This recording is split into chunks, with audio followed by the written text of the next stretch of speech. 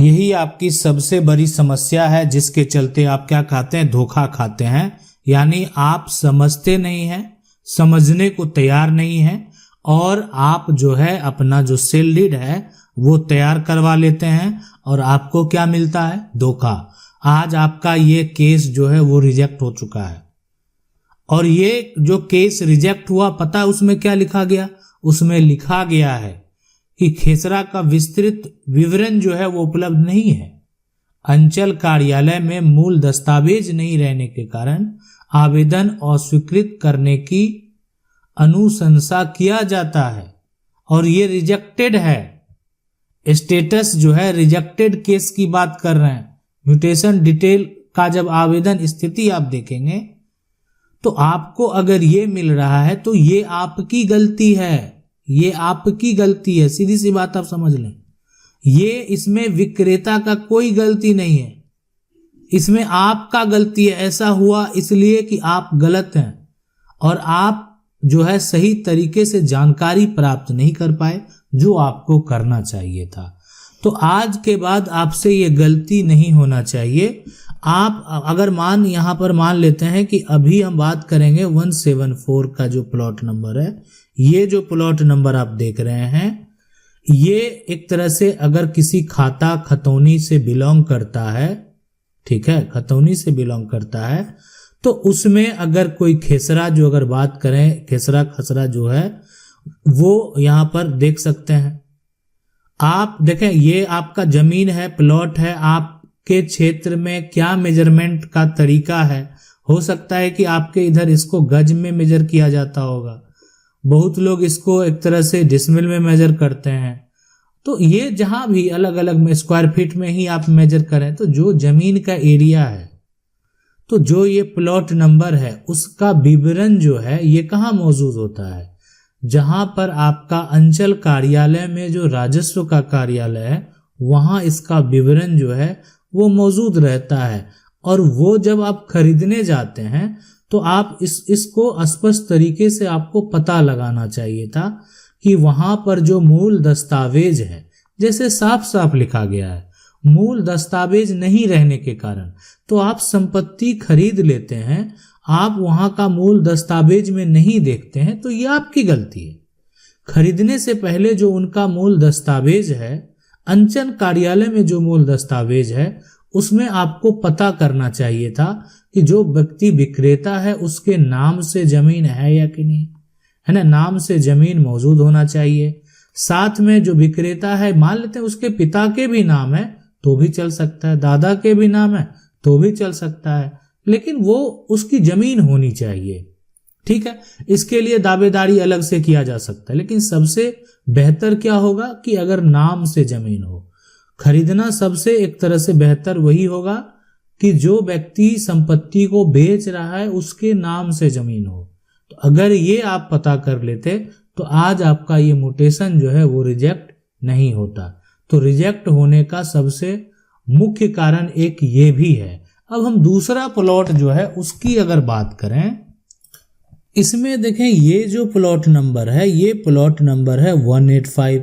अब अगर इसको कोई खरीदने जाएगा तो क्या करेगा? सबसे पहले ठीक है, यहां पर जो है इसको अगर खरीद लिया, सारा कुछ देख लिया, सारा कुछ मेंशन करा लिया, जमीन की रजिस्ट्री हो गई। अब ये जो सेल डीड है इसको लेकर वो व्यक्ति क्या करता है, म्यूटेशन के लिए अप्लाई करता है। अब म्यूटेशन के लिए अप्लाई किया और उसके बाद जो है पता चला बाद में कि म्यूटेशन का जब स्टेटस चेक किया तो उसका जब स्थिति देखा तो उसको पता चला कि इसको रिजेक्ट कर दिया गया है।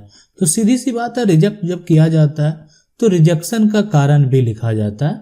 अब रिजेक्टेड अंचल कार्यालय में मूल दस्तावेज में त्रुटि रहने के कारण नामांतरण अस्वीकृत करने की अनुशंसा किया जाता है ना। तो मूल दस्तावेज में अगर किसी का त्रुटि है तो ये मूल दस्तावेज को वेरीफाई करना, जांचना, ये काम आपका है। मैं ये इसलिए बता रहा हूं कि आज जो ये रिजेक्ट हुआ इसका मुख्य कारण वो व्यक्ति है जो संपत्ति को खरीद किया है, यानी खरीदार है। और खरीदार को ये सभी बातें ध्यान रखनी चाहिए। अगर आप नहीं रखते हैं तो अभी अब समस्या अब क्या होगा, विक्रेता जो है, विक्रेता को अगर पैसा प्राप्त हो गया फिर वो आपसे अपना इंटरेस्ट हटा लेगा। यानी सीधी सी बात है, वो अब आपसे कोई इंटरेस्ट रखने के लिए नहीं चाहेगा।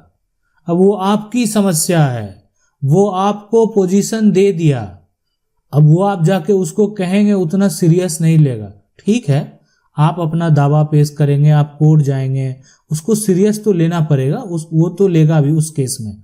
लेकिन अभी अगर आप बार बार जाके कहेंगे, एक बार जाएगा, 2 बार जाएगा और वो फिर आप पर छोड़ देगा कि आपको जैसे करवाना है, जो हम दे दिए, मेरा ये समस्या था इसीलिए हमने बेचा, मुझे अधिक कीमत इससे कोई और दे रहा था, जबकि ऐसा कोई बात नहीं है।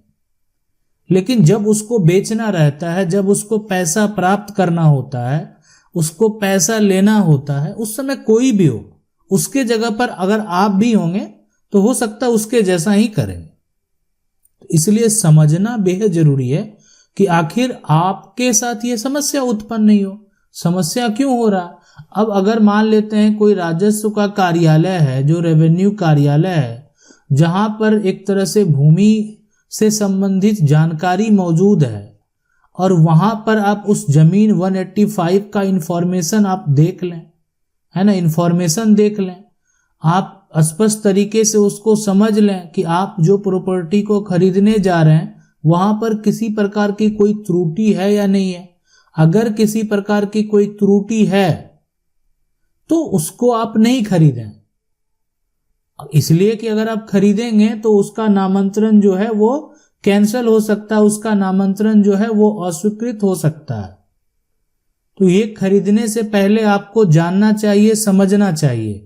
तो हम आपको ये जो स्टेटस आप केस देख रहे हैं, म्यूटेशन का जो डिटेल आप जब भी निकालेंगे तो आपको एक रिजेक्टेड केस भी मिलेगा, और यानी या जो भी आपका एक तरह से कैंसिल किया गया, रद्द किया गया, उस रद्दीकरण का जो स्टेटस है वो भी, या आपका म्यूटेशन को जो है एक तरह से रद्द किया गया तो उसमें ही मेंशन कर दिया गया कि आपको आखिर ये म्यूटेशन का प्रक्रिया आगे क्यों नहीं हुआ।